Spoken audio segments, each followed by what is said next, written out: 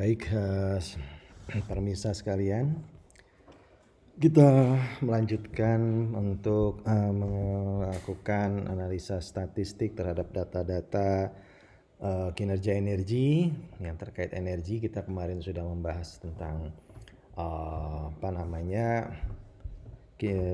kinerja energi, indikator kinerja energi, lalu membuat model ya, lalu driver energi. Kita kemarin membahas driver energi driver ya. Dan di sini saya ingin kita latihan untuk melakukan perhitungan ya. Sebagai contoh misalnya yang sudah juga di slide sudah saya sampaikan kemarin, suatu pabrik kertas misalnya dia punya data seperti ini. Total produksinya adalah dari bulan 1 sampai bulan ke-12 adalah ini. Berarti ini dalam ton katakanlah.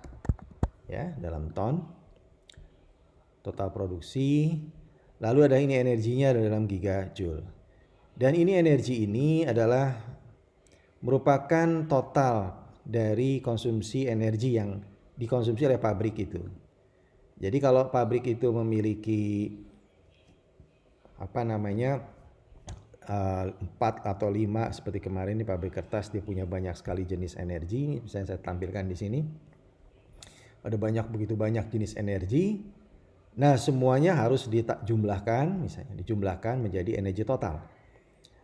Lalu pertanyaannya adalah apakah yang mempengaruhi konsumsi energi ini? Apakah yang mempengaruhi konsumsi energi ini? Nah, drivernya yang kita anggap adalah ini drivernya. Drivernya adalah produksi. Ya, drivernya adalah produksi. Jadi energi drivernya adalah produksi. Ya. Ini anggapan kita. Produksi. Dan yang dimaksud produksi itu adalah total production. Bukan produksi per jenis, tetapi total produksi. Ingat bahwa pabrik ini punya 3 jenis produk, tetapi saya totalkan. Semuanya saya totalkan. Untuk bulan 1, bulan 2, bulan 3, dan seterusnya saya totalkan. Energinya juga berjenis-jenis dan energinya saya totalkan. Ya, saya totalkan.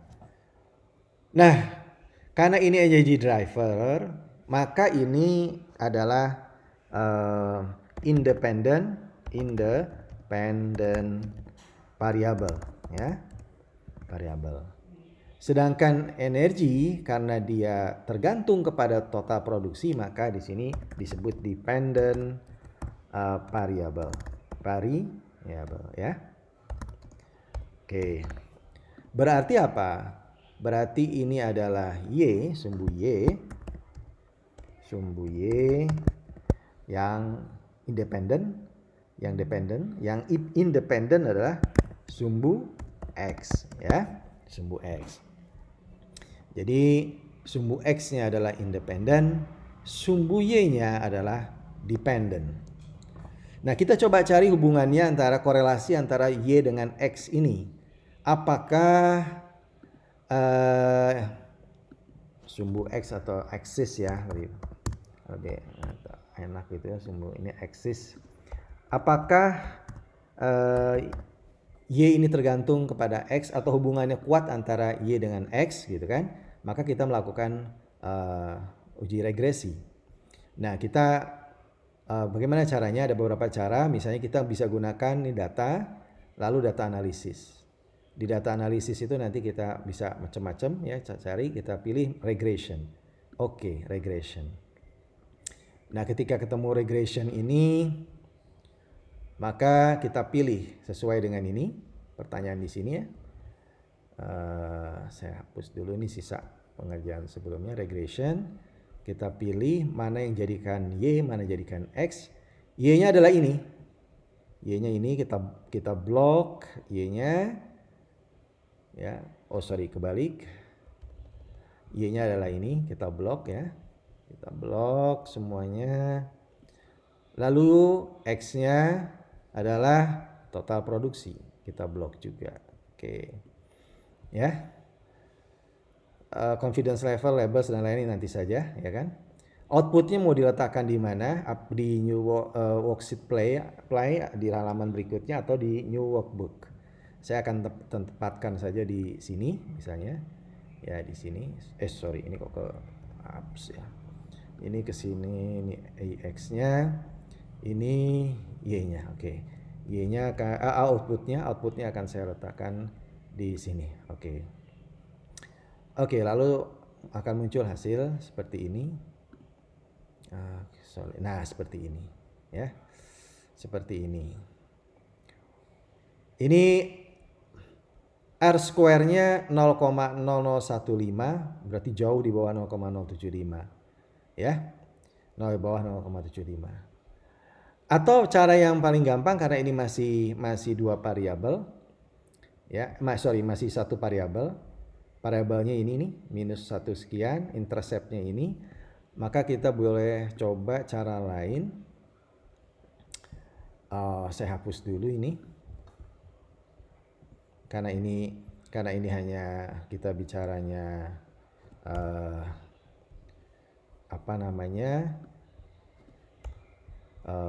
baru satu variabel yaitu X ya.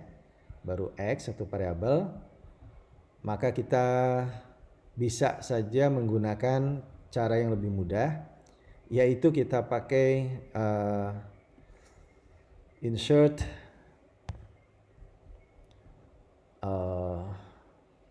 scatter ya, scatter. Nah ini misalnya. Nah ini grafik, kita insert grafik ya. Kita insert grafik di sini. Nah grafiknya seperti ini. Ya, oke. Grafiknya seperti ini. Ini saya hapus yang tadi.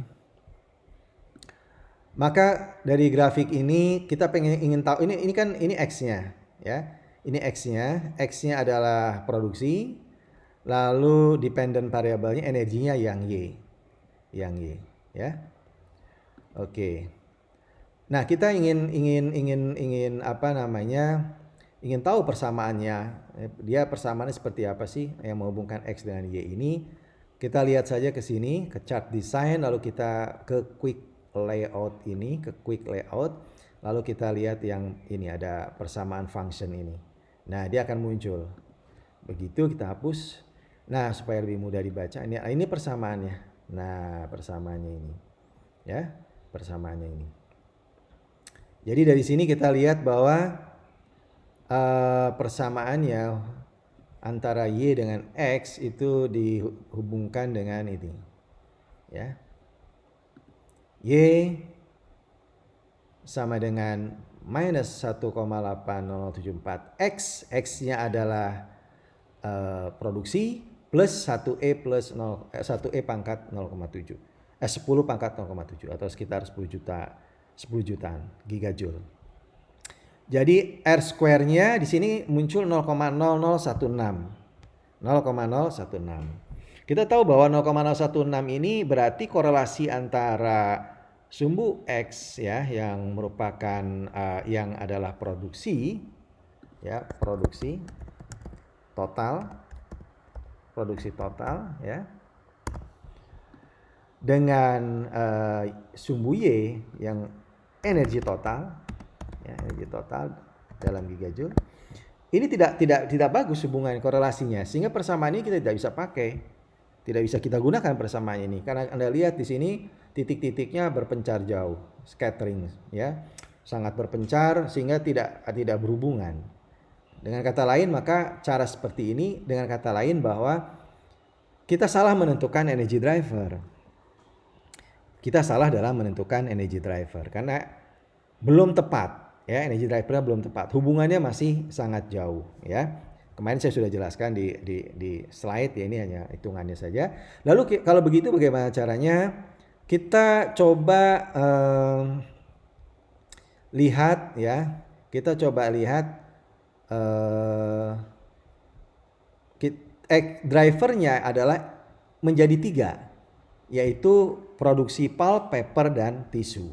Sedangkan Y-nya tetap 1, yaitu energi ini. Y-nya 1 ini.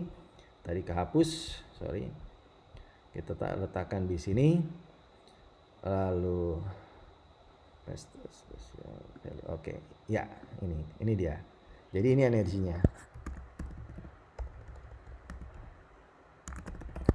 Jadi energinya masih tetap energi total, hanya apa namanya, produksinya saya jadikan 3 di sini. Jadi ini menjadi independen, ini ada menjadi variabel energinya. Sorry ya. Ini menjadi energy driver. Energy driver. Ya, menjadi 3. Apa saja energy drivernya, yaitu X1 ini pulp, X2 adalah paper, dan X3 adalah tisu. Bagaimana caranya kita mengetes ini? Kita nggak bisa menggunakan grafik ini. Kenapa? Karena ini sumbunya X-nya yang 1. Ya, ini 2 dimensi. Sedangkan ini sudah 4 dimensi. Ya, sudah ada 4 variabel, ada 3 variabel di sini dan 1 variabel dependent. Maka kita gunakan multi variabel. Caranya adalah multi variabel regresi. Kita tadi kembali ke tadi seperti tadi caranya data analisis, ke sini regression di sini. Nah, kita akan lihat di sini ya. Ini hasil dari yang sebelumnya. Kita blok Y-nya. Y-nya adalah ini kan. Y-nya adalah energi, berarti ini Y-nya. Oke. Lalu Y-nya, X-nya mana X-nya? X-nya adalah variabel dependentnya. Ya, independennya, variabel independennya yaitu ini, yaitu energy drivernya X. Kita blok semuanya, maka akan muncul seperti itu. Label dan confidence level kita singkirkan dulu. Lalu akan kita letakkan di mana ini outputnya. Nah, outputnya itu akan saya letakkan di, misalnya saya di sini saya letakkan. Nah, di sini, oke. Ya, sorry, satu saja saya letakkan di sini misalnya. Oke, kita okekan. Nah, hasilnya adalah ini. Ya, kita lihat R square-nya naik. Yang tadinya hanya 0,0016, di sini R square-nya naik menjadi 0,77. Berarti tingkat determination-nya tinggi, variasinya rendah, dan korelasinya tinggi, 0,88. Ya, di atas 0,85. Jadi ini sangat, berarti apa? Berarti pilihan driver kita tepat. Artinya energy driver ini atau variable independent ini betul-betul menentukan konsumsi energi di sini. Hasilnya adalah ini, ya, X1, X2, X3-nya ini. Sedangkan interceptnya tadi itu adalah energi base load, ya. Ini intercept ini adalah ketika X sama dengan 0, ketika X semua sama dengan 0, maka ini adalah interceptnya, ya.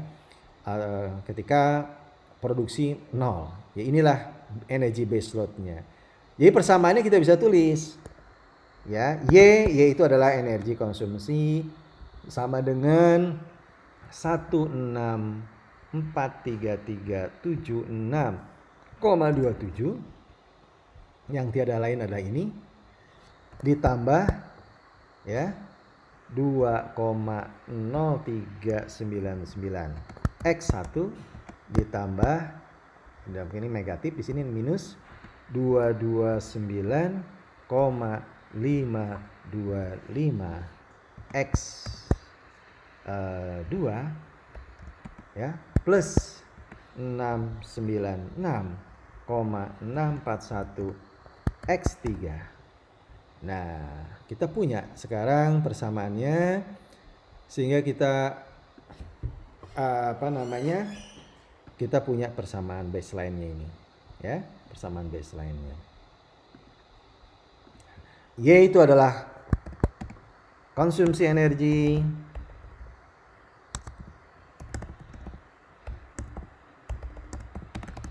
ya, dalam gigajoule. X1 sama dengan produksi pulp dalam ton. ya. X2 adalah produksi paper dan X3 adalah produksi tisu, ya. Oke, semuanya dalam ton. Nah, ini jadi kita sudah punya persamaannya ini, ya. Nah, nanti kita bisa gunakan persamaan ini untuk menghitung prediksi energinya. Jadi kita tulis sini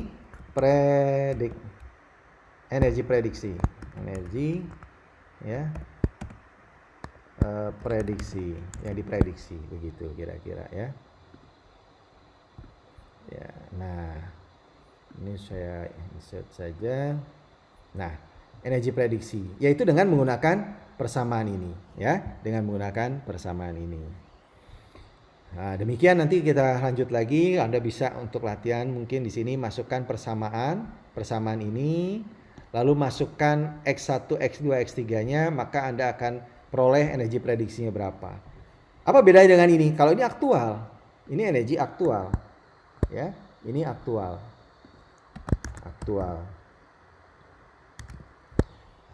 Konsumsi energi aktual sesungguhnya. Sedangkan ini adalah energi prediksi. Energi prediksi adalah menggunakan persamaan untuk mendapatkan angka ini. Gitulah, ya. Untuk mendapatkan angka ini tentu akan berbeda sedikit dengan ini, ya. Bisa jadi hampir sama tapi mungkin akan berbeda. Tergantung dari persamaan kita. Kalau persamaan kita bagus, maka hasilnya akan mirip, ya, akan mirip. Demikian, karena keterbatasan waktu tayang, nanti kita akan lanjutkan lagi.